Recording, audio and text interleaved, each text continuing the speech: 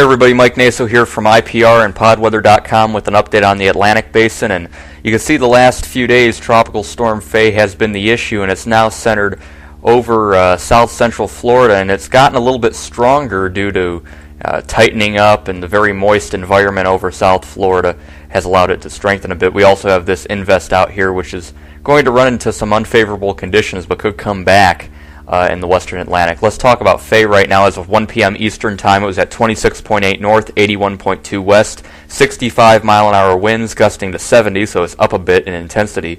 Moving north-northeast at 8 miles an hour, 986 millibars, and again, the track as of 11 a.m. had this later tonight, tomorrow exiting, and then moving slowly on Wednesday over the Gulf Stream, and then coming back inland near the Florida-Georgia border sometime Thursday, and then slowly moving over land as a depression. But again, the uncertainty in this, it could move out very quickly and be over the Gulf for several days and head towards the Gulf Coast. It could move out very slowly and head towards South Carolina. There is a huge cone of uncertainty, and that's why everybody within this area has to be prepared very carefully for Tropical Storm Faye. You can see Faye moving over Florida on the infrared, right in there, the convection bursting. And note here how at the end we have that eye develop.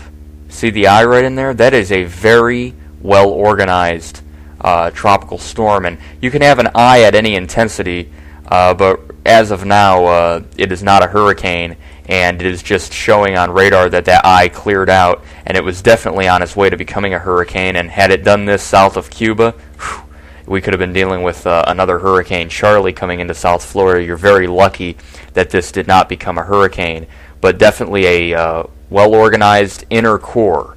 And so what this means is that if the system keeps this tight spinning inner core, which you can see on radar is currently nearing, is just passing Moorhaven, and we zoom in, you can see it right there.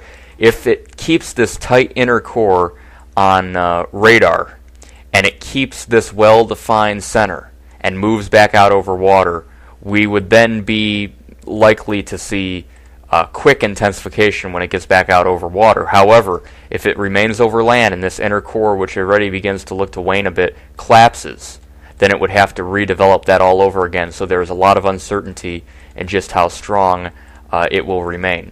Now the model guidance is coming out. The new GFS model, it takes the system out, brings it back in, then takes it out again, strengthens it like mad, then turns it back east and brings it back up the east coast. That's not all that far-fetched. We are having very weak steering currents, and so you can see a lot of the models here are keeping it around and bringing it into the Gulf, some bringing it into the Atlantic. Anytime it exits over water, it could strengthen, especially if it keeps this tight inner core. It could strengthen even quicker. But look at here, look at all these models. Anywhere in the southeast, Faye may be in the next 5 days. That is very uncertain. Now further out in the Atlantic, we have had this invest that you can see it was looking better organized, but it has since kind of waned. It's running into some higher wind shear out here, but conditions are very favorable further west, and the ship's model does make this a almost 100 mile an hour hurricane, and most of the models continue it gradually west or west-northwest. With the whole pattern shift, we're going to be in a situation for the next few weeks to where most anything's going to head westward towards land. So if this does develop, whether it's now or in the Bahamas, we're going to have to deal with it, and so it's just safe to start watching. You can see again the wind shear for it is pretty high out here, but again it gets favorable as it gets closer to the islands, and you can see over Faye, wind shear is favorable. So as long as it's over water, it will be able to strengthen. Again, here's our system in the central Atlantic. There does appear to be a little circulation in there. It's spinning, and there's another one out here that we're going to have to watch as these move westerly or west-northwest.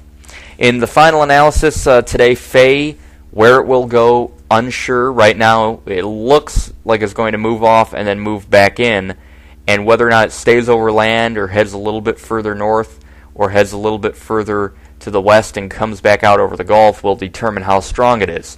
It could be a potent little hurricane if it headed up north over the Gulf Stream for a while. Could be a very potent hurricane if it heads west towards the Gulf Coast. Or it could be nothing if it dissipates over land. So we're going to watch that. Also, our invest, this could be a hurricane down the road, but it may have some trouble the next 48 to 72 hours. I'm Mike Nasel from Pod Weather. Stay tuned to the live coverage of Faye on Internet Partnership Radio.